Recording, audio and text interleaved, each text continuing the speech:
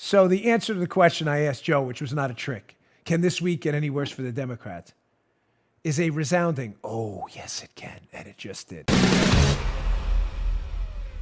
So, as we said, this is what people love about President Trump, ladies and gentlemen. He is a fighter. The left pokes fun at us because we say that. You guys think President Trump is a fighter. Well, you guys can continue to lose elections to him because that's exactly why people support him. That's who he is. He's a brawler. He's a street brawler, and he always has been.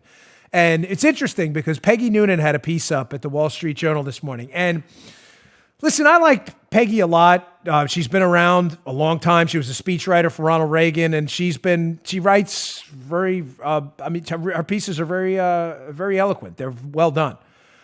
I don't really agree with her a lot on things. I mean, she really dislikes the president. She sees the president as being unpresidential, and she's into kind of the pageantry of the office. So she wrote this piece at the Wall Street Journal, which is designed to take a shot at the Democrats. Peggy Noonan, Wall Street Journal today, headline, "The Democrats' Unserious Week."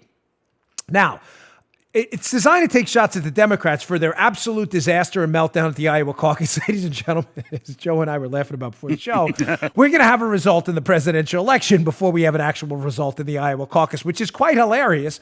Damn, that's not funny. No, it is. It's hilarious. I love that because the Democrats who want to plan our economy and it is, right, Joe? I'm not crazy. And our healthcare system can't even count votes in the Iowa caucus. We could send, Big Bird from Sesame Street out there to help them. Jay's abacus, Joe. Send them an abacus. Hey, Jay, go send an abacus out to the Democrats in Iowa. I don't know how to use it. No. They won't even figure that out. You're right. They'll be like, huh? What do you do here? So the gist of the article is this. She's taking shots at the Democrats for two things. Their complete collapse in the Iowa caucus to show any elements of seriousness at all. They can't even count votes. Seconded by Nancy Pelosi's abominable performance at the State of the Union, where she completely collapses and melts down, starts making faces, rips the State of the Union speech. Now, she takes kind of a shot at Trump there, too. And she says, well, Trump's not presidential basically either. And again, with all due respect to Peggy, ladies and gentlemen, I'm not buying this argument at all. I think the gift of Donald Trump and what's really going on here has been a profound dismantling of the myth of the competent, super scientific, planning-based government that can figure out your life. I thank Trump for that. You may call him unpresidential. I don't buy that routine at all. President Trump talks like one of us because he is one of us. And the idea that we're supposed to treat the president, whether Barack Obama, George W. Bush, Bill Clinton, or anyone else, as these superhumans, not subjected to gluttony, rage, anger, envy, and the seven deadly sins we're all subjected to, and that we should then, because they are these superhumans, give them power to lord over our lives, our economy, our kids' education, our business, through red tape, our healthcare system to keep us alive. The idea that these uber competent people, that we should trust them with our lives, has been entirely dismantled, and I'm not kidding. And I credit the president for assisting in dismantling the myth and exposing who the wizard really is. As Jordan Peterson, a really terrific writer, writes in one of his books, ladies and gentlemen, the power's with us. Clean your own room up first. A good friend of mine, Ginny Thomas, once said, we're the leaders we've been waiting for. That's us. We're conservatives. We believe in the power of the individual and the family. These small units that God has empowered with strong bodies and strong minds. I'm not trying to wax philosophical today. I'm just here to tell you that I think Peggy's article, taking a shot at Trump for being unpresidential and then taking a shot at the Democrats too, I think they both did us a favor. Nancy Pelosi exposed to the Democrats how small, petulant, and tiny they really are. And President Trump talks like a normal person, showing you that the president's just a normal person like everyone else. Stop entrusting these people with the power to lord over your lives. The gift of Trump is he gives you back a lot of your own money. Do tax cuts. The gift of Trump is that he's giving back families the power through school choice, which he made a focus of his State of the Union address, to pick for their own. He doesn't want to pick for you. He doesn't want to spend your money for you. Now, if we could get him to sign on to big cuts in this government budget, everything would be peachy cream. All right, moving on.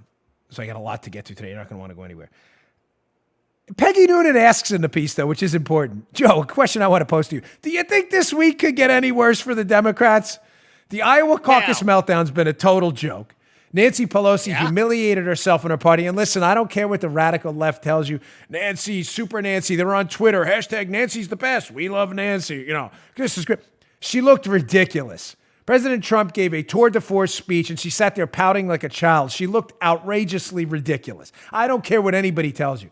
So can this week get any worse? Well, right before we came on the air this morning, this week got a lot worse. Now I've got the opportunity to practice this couple of look at the yes, I had some practice. Again, Joe knows the inside joke here because we've already done this. Better. They'll tell you that story another time. I almost there we go. What am I looking at right here? YouTube.com/Bongino if you want to watch the show. But don't worry, audio listeners, what I have up on the screen right now is the jobs report that just came out this morning, piece by the Wall Street Journal Central Banking. U.S. economy adds 225,000 jobs in January. Ooh. Wages are up. The labor force participation rate is up. Joe, this is an explosive number. Folks, I never get hyperbolic about the economy. The government's spending too much. I'm worried about a lot of things, but this is an explosive number.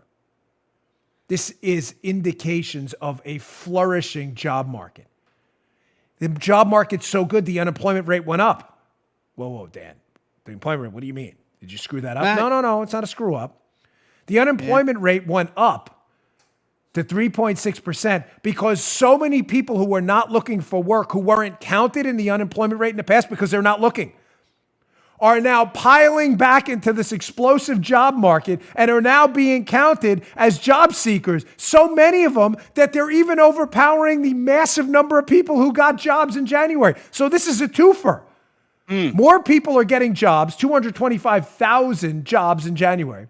And because their neighbors are getting jobs, people who are like, I'm not working anymore, who are probably on government benefits or some social program, are now saying, you know what, maybe I should start looking for work too. Which is actually ticking the unemployment rate up a little bit because now they're being counted in the fraction. So the answer to the question I asked Joe, which was not a trick, can this week get any worse for the Democrats, is a resounding, oh, yes, it can. And it just did. You just heard The Dan Bongino Show. You can also get Dan's podcasts on iTunes or SoundCloud and follow Dan on Twitter 24/7 @DBongino.